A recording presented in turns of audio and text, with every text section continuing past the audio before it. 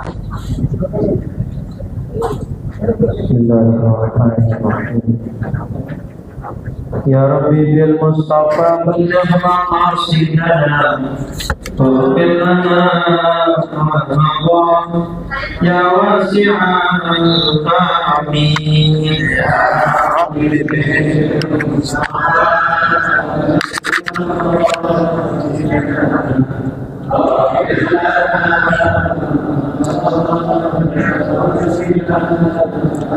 lam yahtalim qattu taha mutlaqan abada wa ma tasaba aslan fi mada zamani.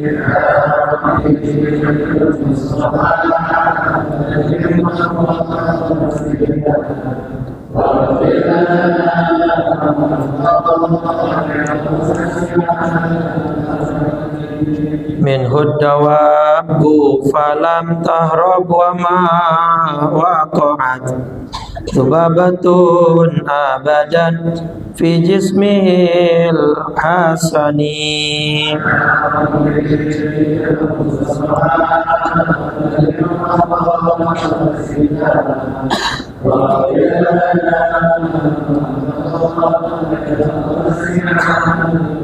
Wa qalbuhu lam yanam wal ainu qad na'asat wa la yura dhilluhu fi syamsi dhu fatini.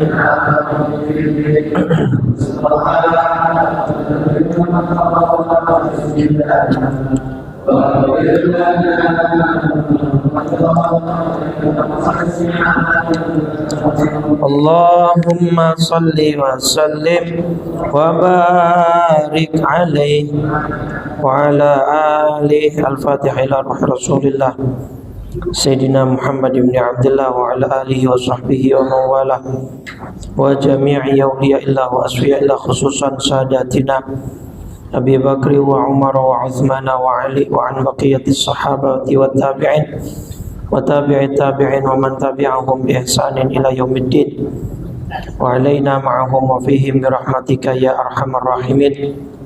Thumma ila ruhi al-muhajir ilallah Ahmad bin Isa wal ustadz al-azim al-faqih al-muqaddam Muhammad bin Ali Ba'alawi, Syekh Abdul Rahman bin Muhammad al-Saqaf, uladihi al-jami' wa akhwani al-jami'.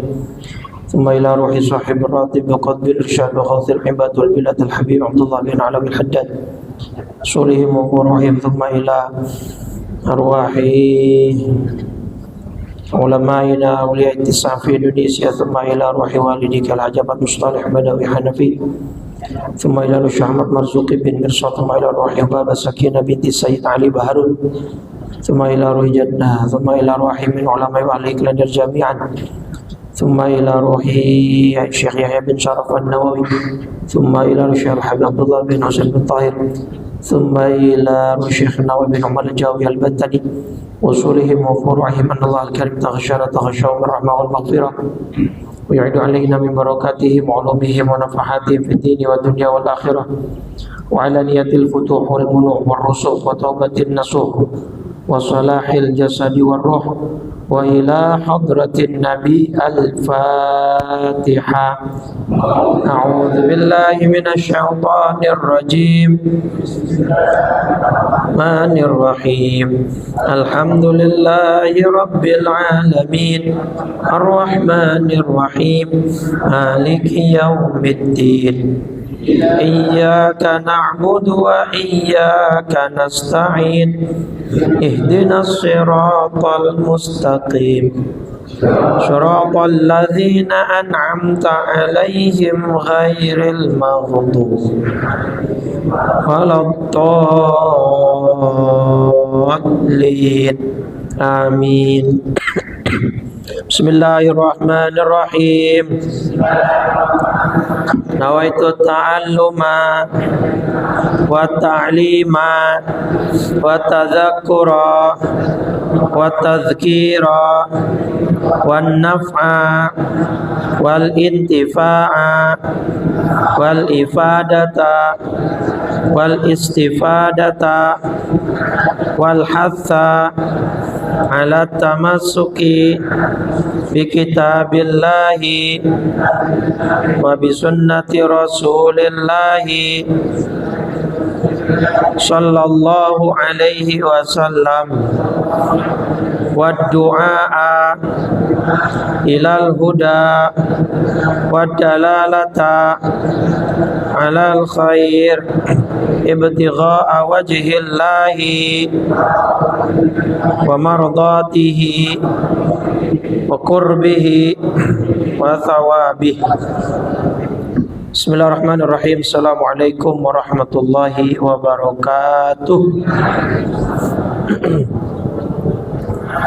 Alhamdulillahi rabbil alamin, wal aqibatu lil muttaqin, wala udwana illa 'alal zalimin. Salatu wassalamu ala asyrafil anbiya wa khatamil mursalin, sayyidina wa nabiyyina wa maulana Muhammadin wa ala alihi wa ashabihi ajma'in.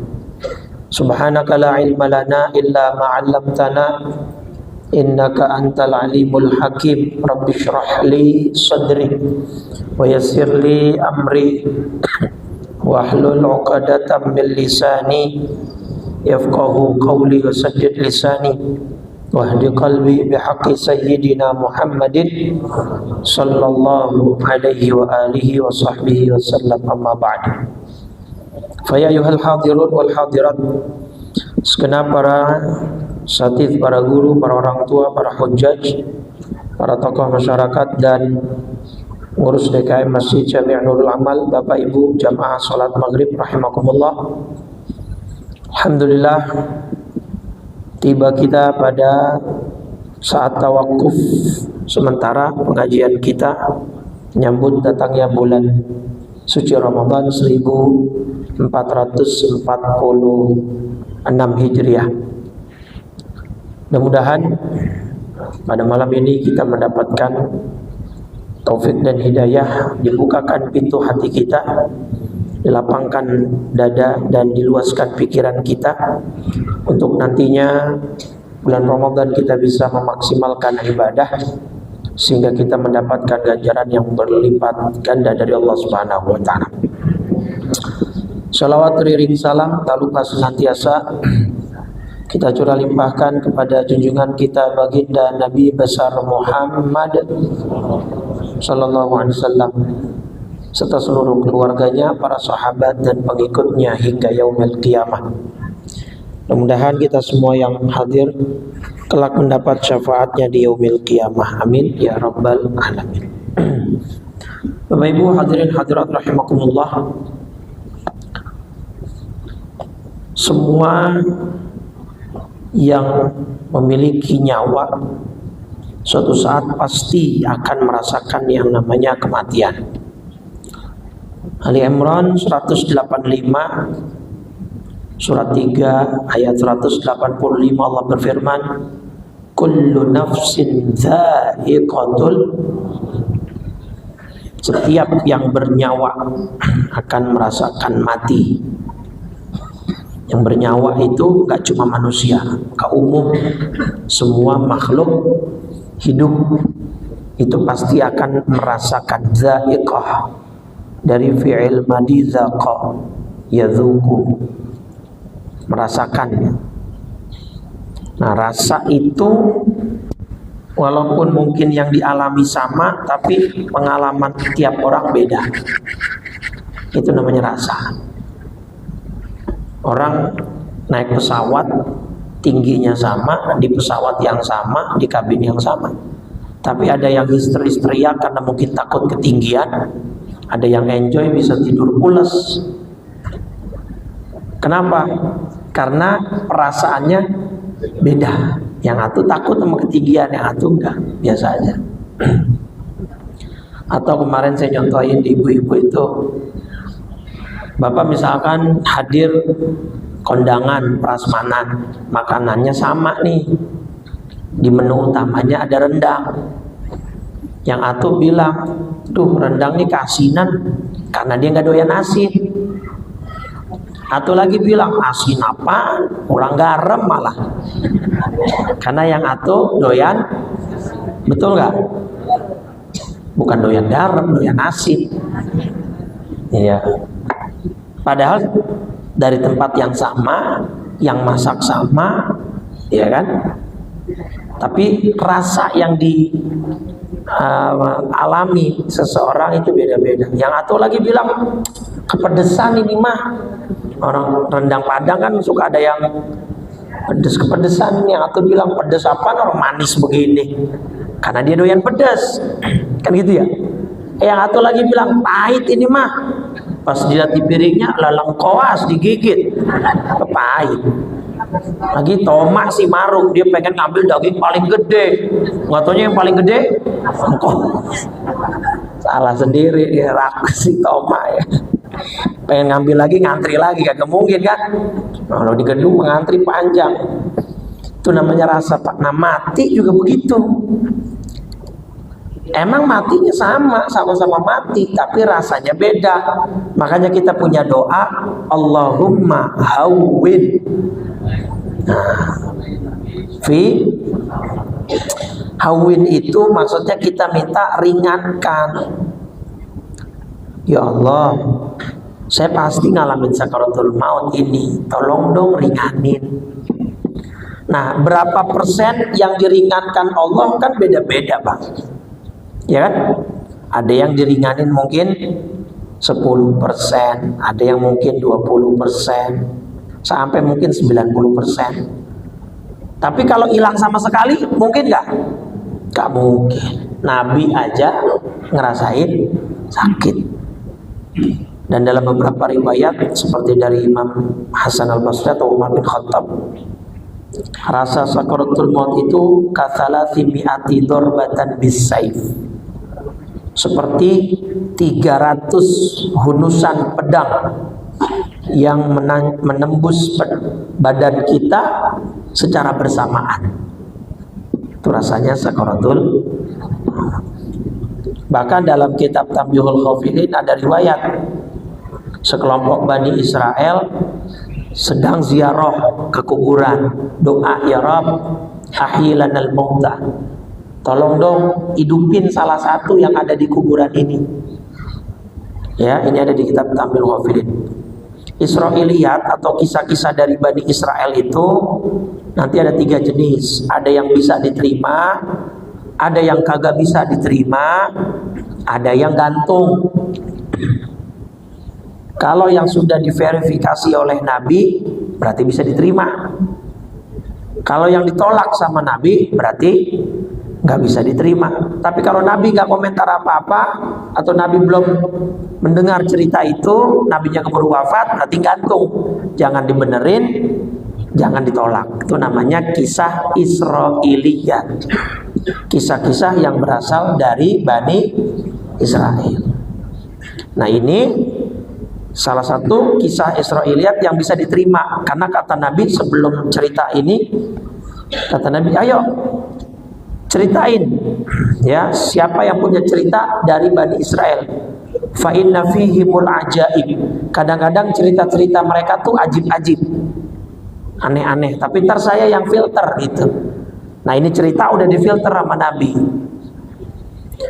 Balik lagi ke kisahnya, dihidupin nih Pak. Sebagian orang yang mati di situ udah hidup atuh. Orang yang hidup ini nanya, emang ente ngapain sih minta Allah hidupin saya lagi? Kurang kerjaan banget. Kita mau nanya rasanya mati bagaimana? Dia bilang, anni qad mata tis'in aw mi'ata sanah. Saya udah mati 90 tahun atau 100 tahun yang lalu.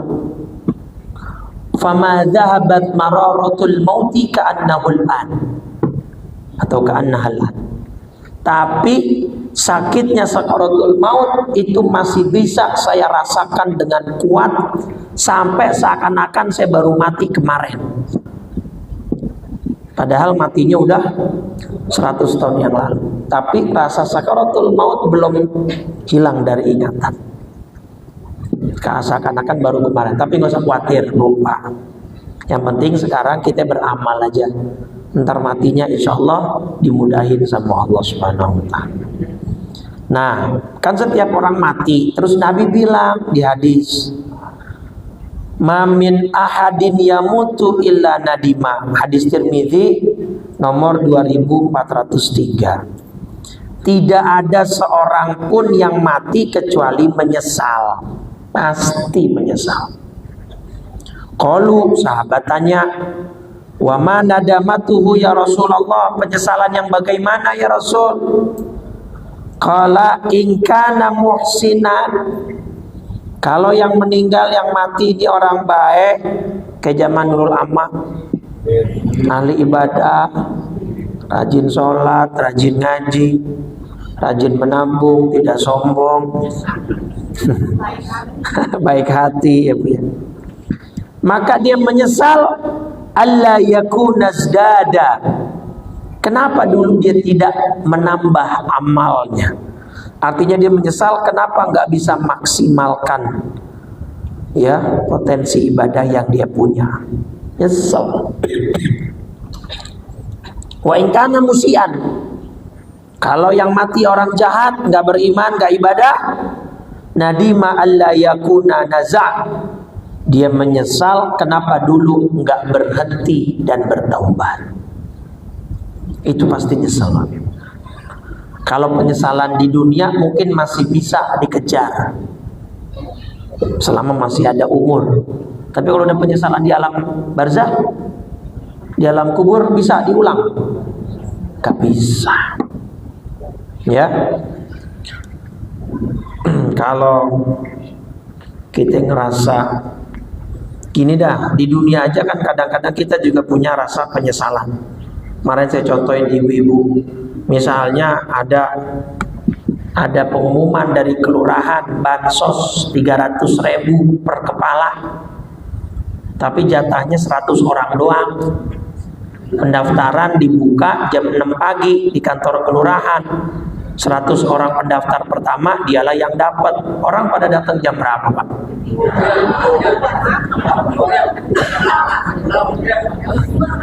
Kalau bisa nginep, ya nginep, Pak. Ya kan? Nah, tiba-tiba jam setengah 6 pagi ada ibu-ibu datang. Dia orang ke 101. Cuman beda 1 orang. Cuman sekian per sekian menit bedanya sama yang ke 100. Nah ini orang yang ke 101 nyesel gak? Nyesel banget gak? Ya Allah, tahu gitu berak dulu tadi. Lah orang dia pengen berangkat mules, berak dulu, akhirnya telat. Selisih 1 orang, jadi kagak dapet bansosnya. Nyesel gak? Wah, diomongin mulu itu seharian. Ceritaan, ya Allah, kudunya mau gue dapet tadi itu, gara-gara mules sih ini dah, mau jadi kagak dapet lah. Kalau tiba-tiba malaikat liwat, akhirnya kagak mulus-mulus, kagak bisa berak, ayo dah, yang keluar malah lebih mahal kan, berobat ke rumah sakitnya kan. Iya, jadi ya itu kita buat dunia begitu aja nyesel kan, betul gak? Nah maka jangan sampai kita besok nyesel begitu. Nah maka kalau kita nggak mau nyesel begitu, kita apa? Mulai dari sekarang perbanyak ibadah. Jangan sampai kita menyesal. Surat Ibrahim ayat 44. Nih surat 14. Surat Ibrahim ayat 44. Nih, wa anzirin nasa yauma ya'tihimul azab. Dan berikanlah peringatan wahai Muhammad kepada manusia sallallahu alaihi wasallam pada hari ketika azab nanti datang kepada mereka. Fa yaqulul ladzina zalamu, orang yang zalim berkata, Rabbana akhirna ila ajalin qarib. Ya Allah, berilah kami kesempatan kembali ke dunia meskipun sebentar. Ngapain? Nujib da'wataka, kami akan patuhi seruan engkau. Wa nattabi'ir rusul, dan kami akan mengikuti rasul-rasul. Tapi bisa nggak balik lagi, Pak? Nggak bisa. Nah itu dia, Pak, penyesalan besok akan terjadi. Maka ya kita udah pasti mati. Tadi saya bilang bahkan di dalam surat Al-Hijr surat 15 kata Allah juga ibadah, wa'bud rabbaka hatta ya'tiyakal yakin, sembahlah Allah Tuhanmu sampai keyakinan datang padamu. Ini ada tanda dalam kurung, kata di dalam tanda kurung. Ini adalah tafsiran. Saya sudah sering kasih clue. Kalau Bapak Ibu baca terjemahan Quran yang ada kata di dalam tanda kurung, itu berarti tafsir, bukan terjemahan ayatnya. Karena ayatnya nggak ada kata-kata al-ajal, ada nggak? Karena ayatnya wa'bud rabbaka hatta ya'tiyakal yakin, sembahlah Allah Tuhanmu sampai kamu yakin, gitu ayatnya sebenarnya. Cuman ini rentan disalahpahamin. Sembahlah Allah sampai kamu yakin, berarti kalau udah yakin nggak usah nyembah Allah lagi, gitu. Itu kata orang liberal begitu tuh. Jadi sembahlah Allah sampai kamu yakin. Jadi kalau udah yakin nggak perlu sembah Allah, yang penting eling. Gitu. Salah apa salah? Keliru jelas. Karena al yakin di sini itu dimaknai al ajal atau al maut. Jadi kalau diartiin gimana? Sembahlah Allah sampai datang ajal. Simpelnya, ibadahlah sama Allah sampai mati. Jadi kita ibadah cuma sampai mati. Kalau matinya besok subuh, berarti ibadahnya selesai besok. Betul nggak?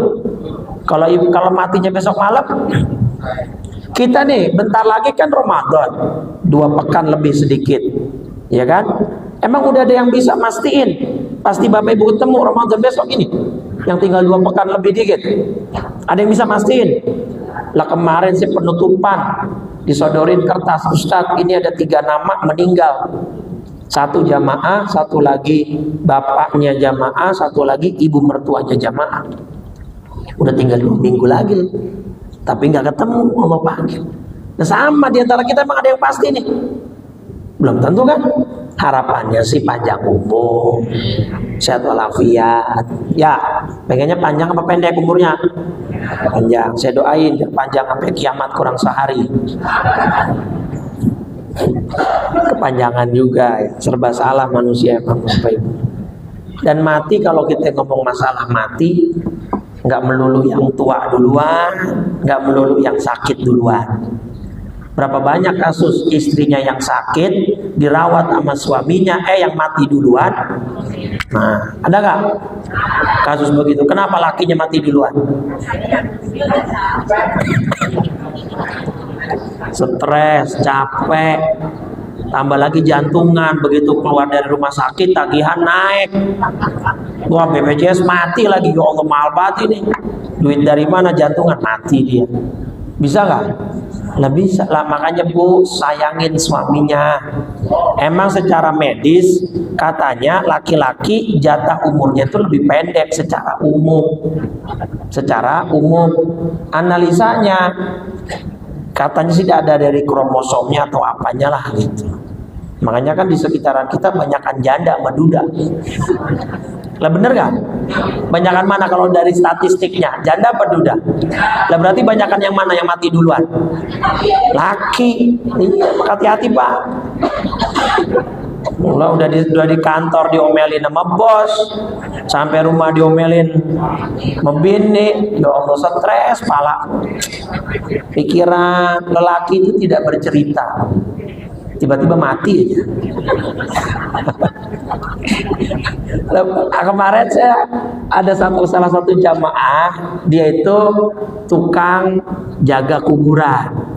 Ustadz, ini nggak tahu kenapa 2 bulan belakangan di tempat saya yang meninggal, kalau di persentase 75% laki Ustadz, yang 25% baru perempuan.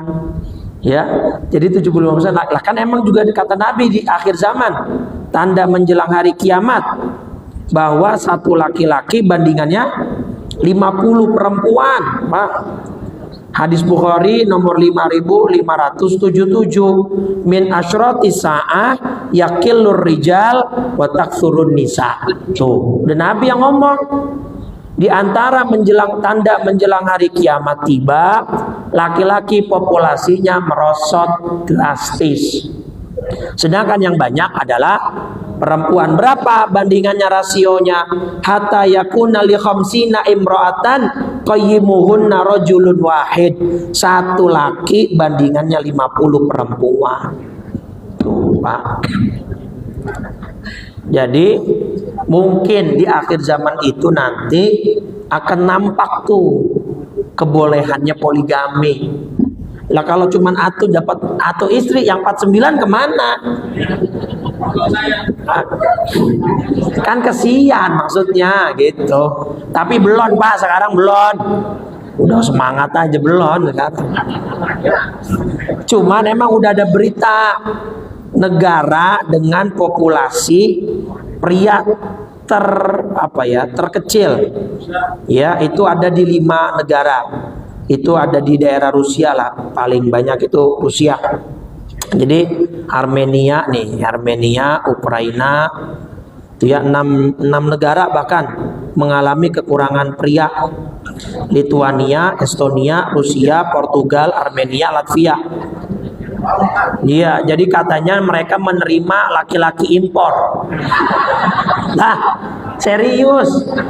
Bahkan kalau ada yang mau ke sono, mau nikahin warga sono, dibiayain. Gratis, dikasih semua modal kerja, modal usaha. Cocok dah tuh bagi yang mau nambah kita. Ya Allah.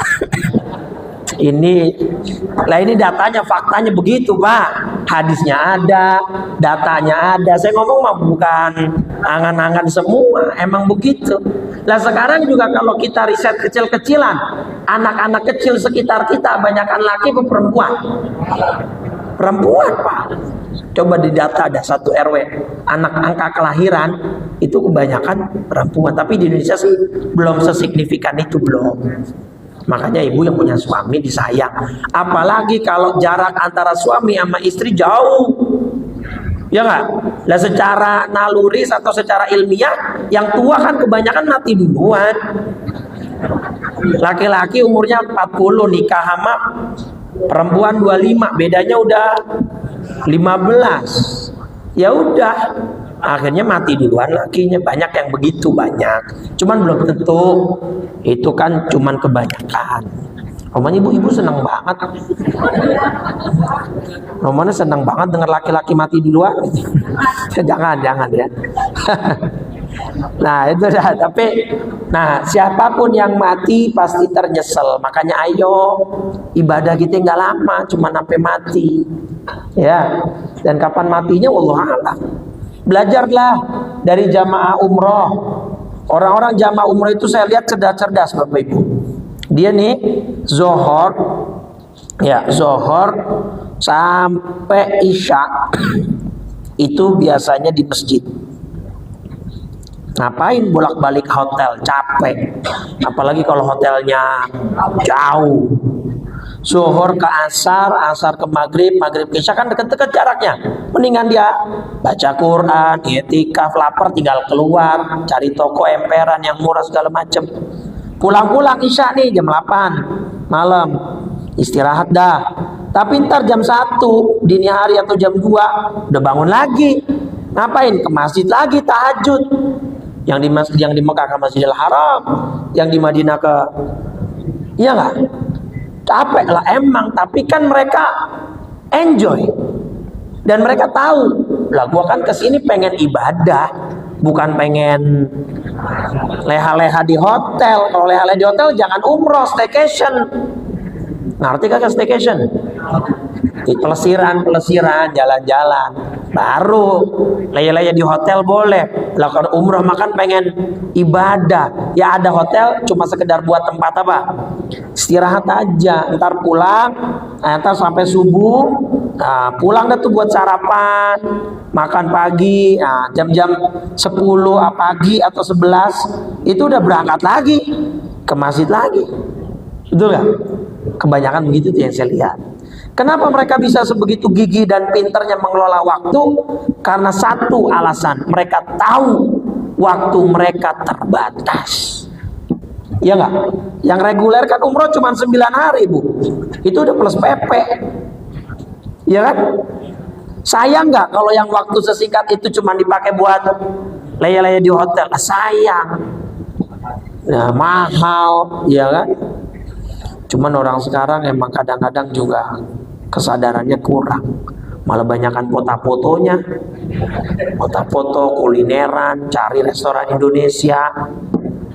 Ya, sebenarnya bukannya nggak boleh, tapi dibatasi. Nah, kalau kita terapkan filosofi yang sama, hidup kita juga kan terbatas, Bapak Ibu. Ya nggak? Nih kalau tadi misalnya jamaah umroh 9 hari, kita ya mungkin ada yang 9 hari lagi hidup kita, ada yang 5 hari lagi, ada yang sebulan lagi, sama terbatas. Kenapa kita nggak bisa maksimalin buat ibadah? Ayo, contoh ntar ke terawih. Kebanyakan kita nih Pak, kayak saya nggak mau bahas yang wajib dah. Sholat wajib, fardu, puasa, itu saya nggak mau bahas. Zaman ulama udah khatam semua itu. Ya nggak? Cuman ada aja kadang-kadang orang ya, puasa Ramadannya dia ngikut, tapi kagak sholat. Ada nih begitu tuh? Ada aja, tapi bukan jamaah kita, bukan. Yang lebih aneh, puasa kagak, sholat 5 waktu kagak, H-5 lebaran ngecat rumah. Tetangganya liwat, lu ngapain? Mau lebaran ini. Lah sampingnya ada kopi sama rokok. Ngecat sambil kopi, lo gimana? Malaikat juga geleng-geleng kayak itu. Puasa kagak, sholat kagak, lebarannya paling gercep, paling gesit gitu ya. Boleh ngecat rumah, bukannya kagak boleh. Yang wajib kerjain dulu. Nah karena zaman Nurul Amal saya yakin yang wajib udah kelar, udah beres. Yang sunnah nih, kita itu seringkali kejebak pada definisi sunnah versi fikih. Apa sunnah versi fikih? Dikerjakan dapat pahala, ditinggalin kagak dosa. No, fokusnya sama yang kedua tuh. Tarawih makan sunnah, kagak dosa ini. Tuh, udah dah.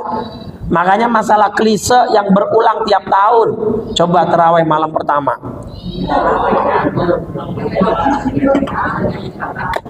Ya kan? Ntar nih orang yang cuman tarawih cuman malam-malam awal, begitu mati kita masukin ke hadis tadi. Kata Nabi setiap orang mati pasti nyesel. Dia lihat, lah tarawih biar kata cuman setengah jam pahalanya gede banget ya. Ya Allah, nyesel saya cuma 3 malam pertama. Tuh, nyesel Pak. Cuman besok itu nyeselnya di alam barzakh. Kalau sekarang mah ya Allah, agak ada pada girohnya tuh pada kurang buat ibadah.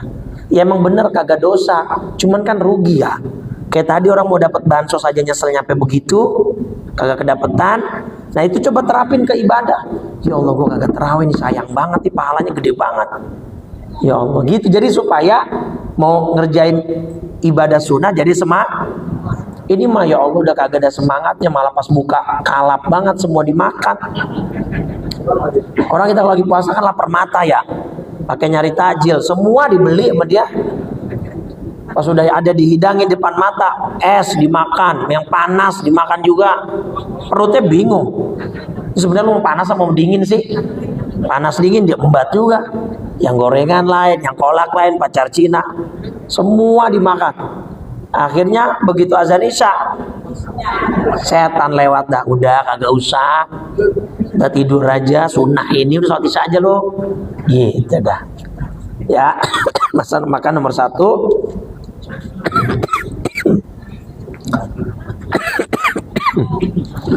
Gorokan saya dari kemarin lagi gatel banget ini Pak. Kata dokter teman saya, Ustadz ini obatnya mana tuh? Banyakin tidur sama istirahat dulu ngomongnya. Nah saya ngomong mulu kan, begini mau istirahat, tawakufan lagi banyak, undangan lagi banyak, gak bisa. Bismillah. Doain aja biar sehat ya. Dah, jadi terawih ayo jangan sampai bolong. Misalnya Bapak Ibu pulang kerja, pulang ke rumah saudara, bukber, atau pulang dari nge-mall, beli baju lebaran, pulang kelewatan terawih di masjid. Jangan kagak terawih. Terawih walaupun di rumah, rugi beneran dah. Saya bilangin dari sekarang, ya Ustadz, tapi saya kagak bisa itu bacaan Bilalnya. Sholatul tarawih kagak perlu. Kan itu kagak harus. Sholat aja kayak sholat sunnah biasa. Tapi Ustadz 20 romannya banyak banget, kalau sendirian berasa. Ya udah 8 kagak apa-apa dah. Daripada kan bagusnya mah 20. Loh, Bapak dikasih duit 11 juta sama 20 juta, milih yang mana? Bohong, milih 11 juta, PA namanya. Dikasih nih 11 juta sama 20 juta depan mata, ngambil. Gue 11 aja dah, gak usah banyak-banyak. Agak mungkin. Ya nggak? Iya, kalau buat dunia mah pada pinter udah, gak usah diajarin.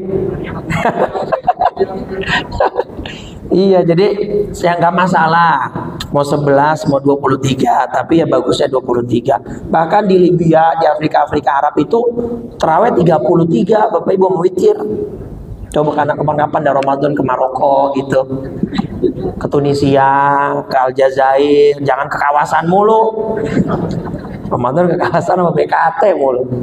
Ya, biar tahu wawasannya. 33 di sana Pak. Jadi jangan diributin udah. Lagi pula kita mah bukan ribut masalah jumlah rakaat. Tetap yang kita ributin durasi. Lah saya di beberapa masjid dapat jadwal kultum plus ngimamin. 11 dia ngimaminnya. Tetap dipesan sama pengurusnya. Ustadz, pesan request dari jamaah jangan lama-lama ya. Lah udah 11 masih ada request jangan lama-lama juga tuh. Sebenarnya mah kita ya durasi yang dipermasalahin. Dulu di Hadramaut Pak ada satu masjid 11 rakaat, 1 juz bacanya, 3 jam. Dari jam 9 sampai jam 12. Itu juga saya cuma sekali-kalinya, habis itu kagak lagi dah. Berat Pak. Coba Pak, kalau kayak begitu dibawa ke Jakarta laku nggak? Ini yang 11 nih, ayo dibikinlah Nurul Amal 11 tapi 3 jam. Kagak laku. Kagak bakal ada yang datang. Nyari masjid lain biar kata 23 yang penting setengah jam. Iya kan? Sebenarnya bukan kita ributin, bukan jumlahnya juga Pak. Ini pakai tantang mutenteng. 11 itu Nabi, 23 itu sahabat Umar bin Khattab. Lu mau ngikut sahabat apa Nabi? Lah kan PA itu pertanyaan Pak. Kita menabi disuruh ngikutin sunnahnya Khalifah Ar-Rashidah. Salah satu Khalifah Rashidah Umar bin Khattab menginisiasi tarawih di masjid jamaah dengan jumlah 20. Nah, paham nggak? Itu pun Nabi di rumah 11 dan Nabi mah 11 sampai menjelang sahur Pak. Tarawihnya semalaman suntuk, berdiri sholat Nabi. Ada yang kuat begitu 11-nya. Lah kan kagak juga Pak, kagak mungkin udah. Apalagi tadi masih nyisain makanan karena perut udah penuh masih ada disisain nih. Itu lagi tarawih kebayang-bayang bawaan gue bagaimana nih ya. Coba dah ngaku siapa yang begitu. Ada makanan kesukaan belum sempat kesentuh karena udah keburu kenyang, taruh dulu kan Pak.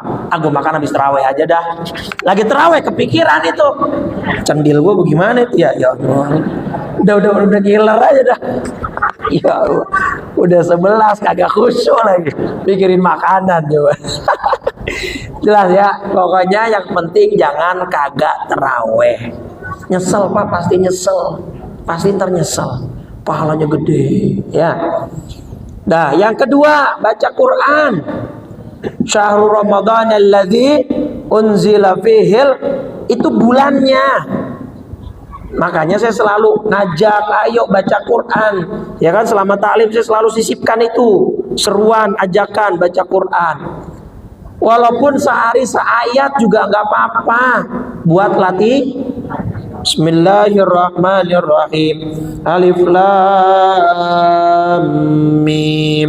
Shadaqallahul azim. Boleh nggak? Tapi ini buat di luar Ramadan, maksud saya dulu kan. Saya ajak begitu. Besoknya lanjut lagi. Bismillahirrahmanirrahim. Dzalikal kitabu la raiba fi hudal lil muttaqin. Shadaqallahul azim. Boleh nggak? Nggak ada yang bilang nggak boleh. Boleh. Cuman kalau dia masih punya otak, dia masih punya pikiran, entar lama-lama mikir, lah gue baca sehari seayat kapan? Nah, tapi Bu, pikiran itu nggak akan muncul kalau belum mulain. Betul nggak? Pikiran itu akan muncul kalau dia udah mulai. Maka mulailah baca Quran. Mumpung ada masih 2 pekan ini, baca, latihan dari sekarang. Minimal banget 1 bulan Ramadan besok khatam. Ya, kalau masjid sih emang udah ada agendanya 1 malam 1 juz. Jadi khatam. Buat kita sendiri ini di rumah punya juga program. Ya, ibu-ibu apalagi yang gak ikut tadarusan di masjid, di rumah baca. Emang ibu-ibu kan paling capek, Pak. Ya Bu, Ramadan ini saya ngerasain betul lah, tahu betul ibu-ibu masak buat buka, malam bangun duluan buat ngangetin, masak. Baru kalau lauk buka habis, ya kan? Kadang-kadang kalau masak kagak enak, diomelin sama laki, diprotes sama anak. Makan paling belakangan, ya kan? Sisain tinggal tulang sama kuah doang. Makan langsa amat, masih disalahin juga tuh. Maka pantas banget ketika Nabi ditanya siapa orang yang paling harus aku muliakan, man ahaqqun nasi bihusni musahabati. Jawab Nabi siapa? Ummuka thumma man, ummuka thumma man, ummuka, baru setelah itu abuka.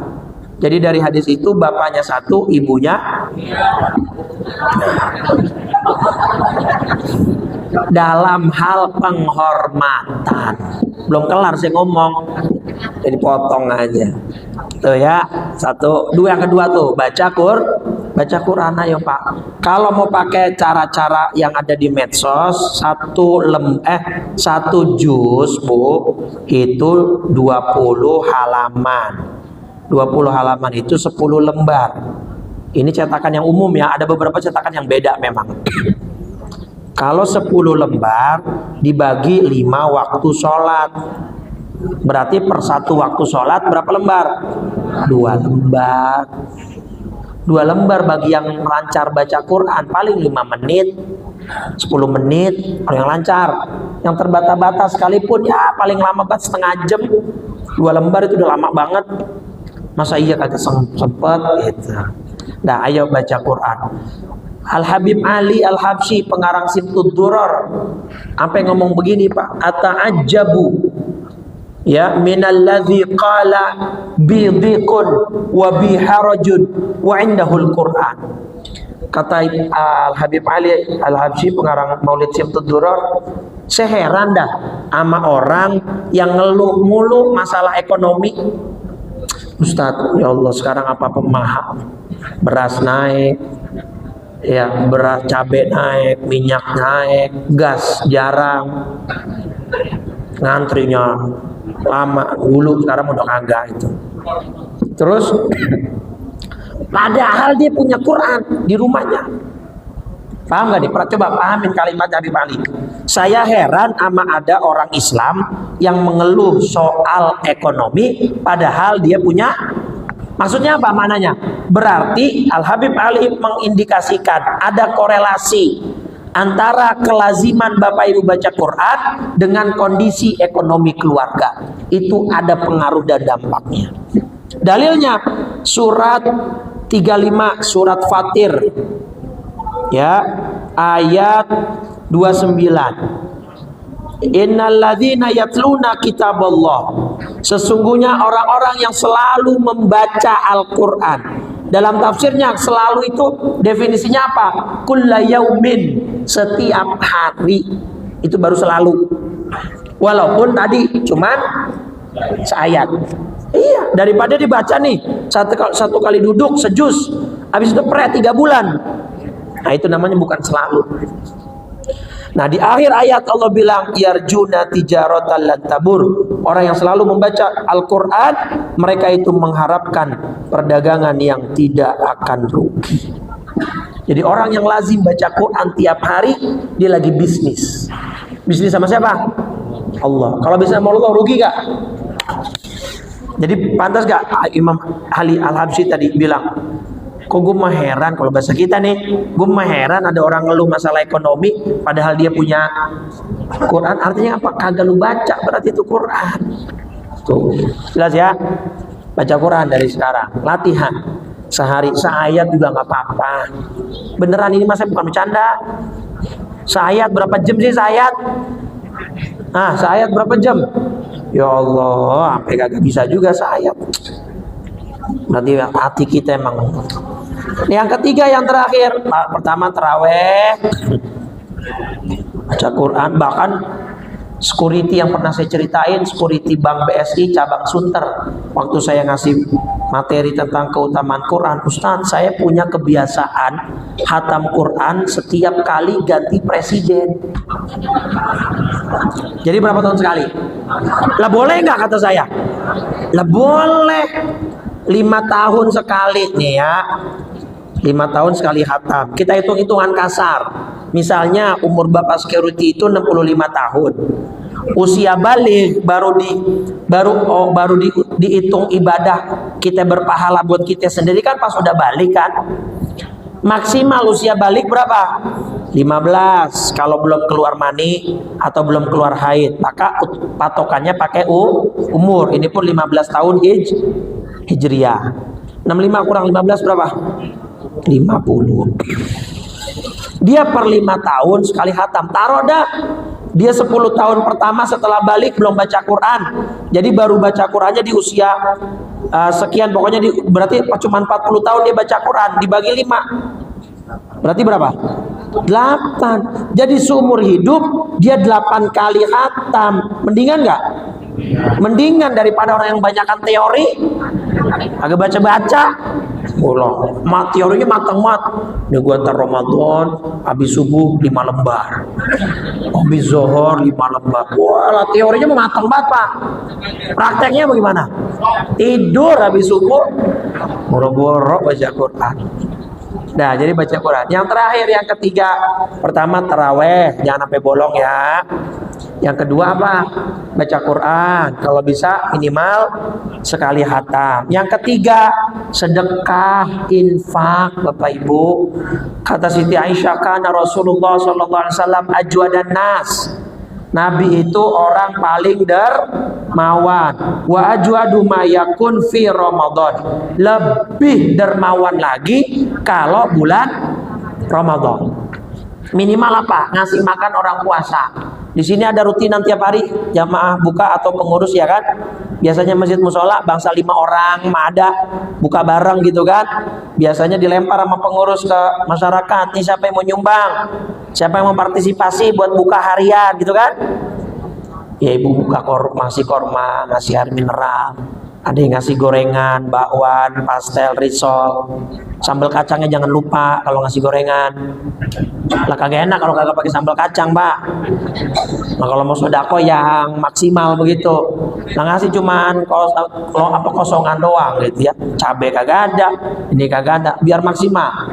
Kasih tuh manfaat rasa iman, kata Nabi, siapa orang memberi makan orang yang berpuasa, kana lahu mithlu ajrihi, dia akan dapat pahala sesuai dengan orang yang dia beri makan. Ada 10 orang makan dari makanan yang Bapak Ibu sumbangin, 10-10-nya pahalanya difotokopi, Bapak Ibu dikasih kopiannya.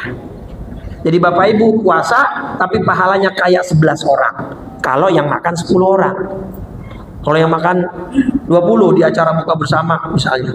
Kalau yang makan anak-anak yatim, oh pahalanya lebih gede lagi. Jelas gitu. Jadi ke tetangga juga begitu. Makanya dulu waktu di beberapa negara Teluk Pak, saya punya pengalaman kayak di Qatar, Dubai, itu orang-orang sono saking pengen memberi makan orang berpuasa, kulkasnya sampai dikeluarin ke depan rumah. Ditulis majanan lis-shaimin, gratis buat orang yang puasa. Isinya aneka macam tumur, korma, dari yang ajwa, sukari, rutop, ada semua. Awasir, jus-jusan, jus apel, jus mangga, jus ada semua, air mineral ada lengkap. Orang lewat tinggal ngambil gratis, orang lewat tinggal ngambil. Dari saking mereka pengen mencakup, menjaring sebanyak-banyaknya orang yang puasa, dia yang ngasih makan untuk berbukanya, karena pahalanya segitu besarnya. Nah, pahalanya difotokopi buat kita. Kita nggak ngerjain apa yang dia kerjain, tapi kita dapat pahalanya cuman gara-gara kita ngasih makan puasa. Gede gak tuh pahala? Nah, kalau kagak kita gunain kesempatan ini, besok alam barzah nyesel kita. Ya Allah, kemarin Nurul Amal yang ngajakin gue ini, padahal proposalnya nyampe ke rumah, tapi saya nggak ikut partisipasi pun, nyesel luar biasa. Tapi kalau saya amatin, cara yang dilakukan di Dubai, Qatar itu kagak cocok di Jakarta, Pak. Kalau kita kulkas kita keluarin depan rumah,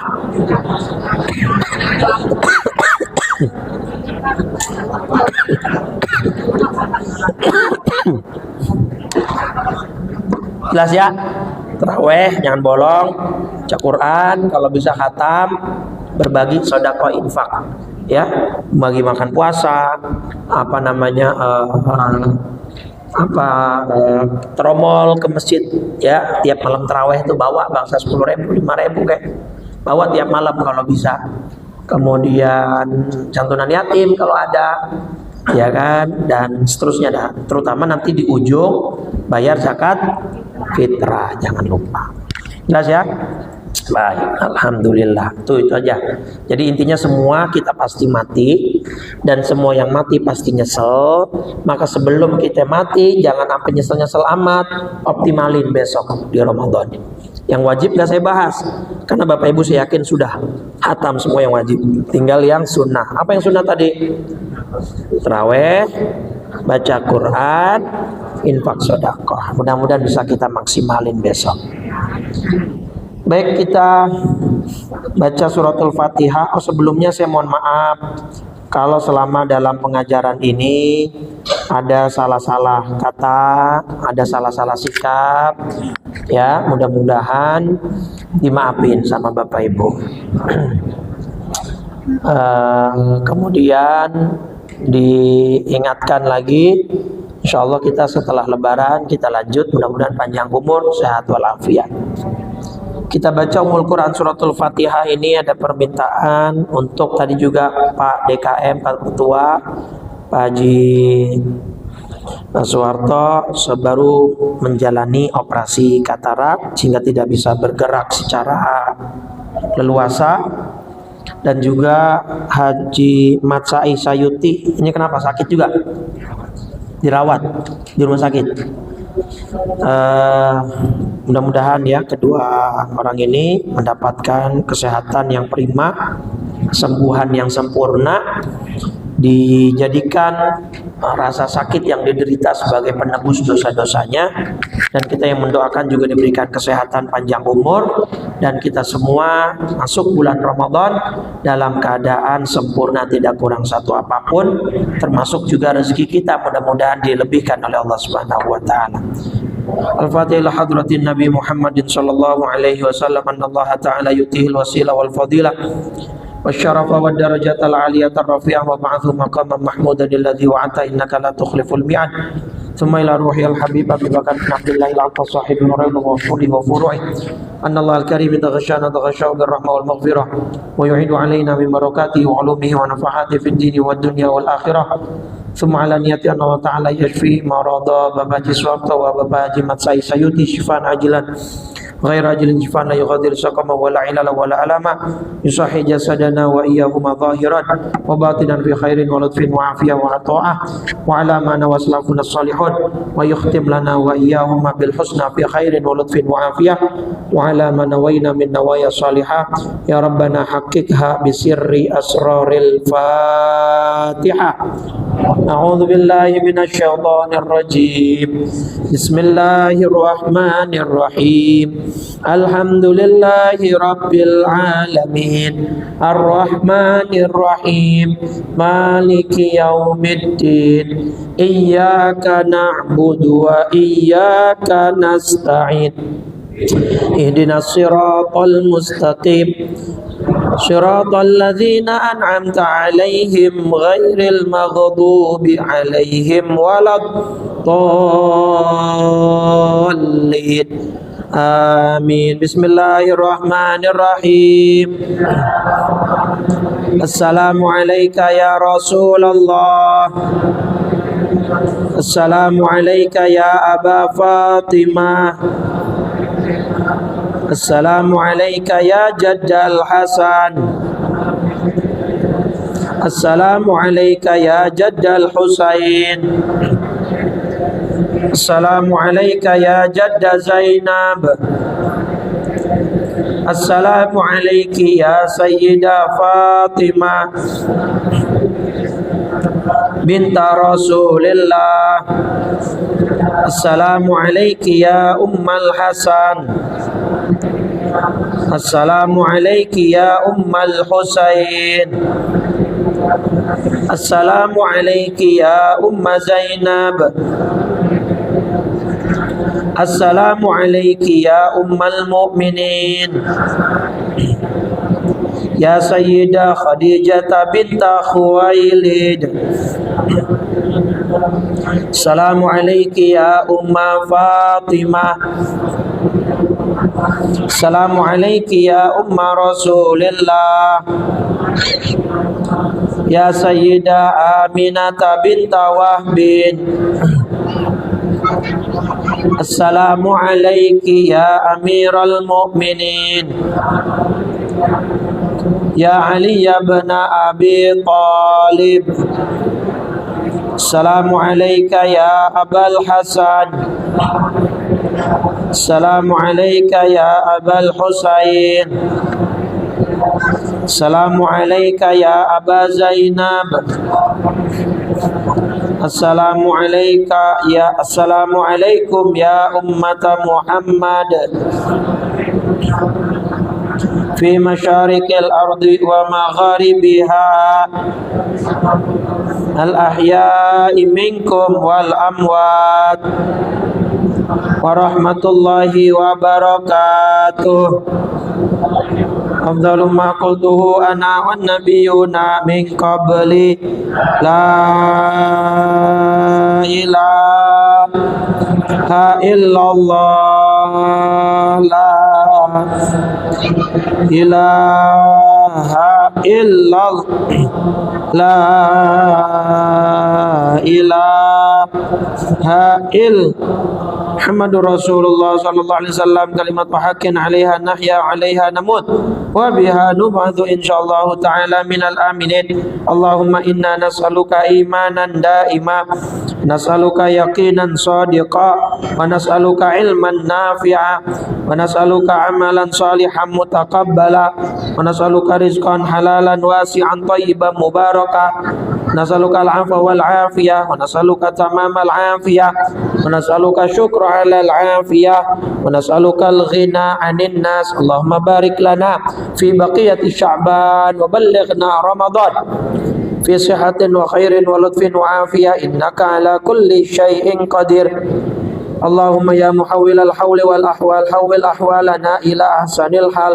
Allahumma inna nas'aluka husnal khatimah wa na'udzubika min syarril aqibati wa su'il khatimah.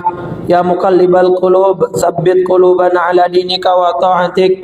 Rabbana atina fid dunya hasanah wa fil akhirati hasanah wa qina adzaban nar. Sallallahu ala sayidina Muhammadin wa ala alihi wa sahbihi wa sallam. Walhamdulillahi rabbil. Subhanakallahumma wa bihamdika asyhadu an la ilaha illa anta astaghfiruka wa atubu ilaik. Wal minkum. Assalamualaikum warahmatullahi wabarakatuh.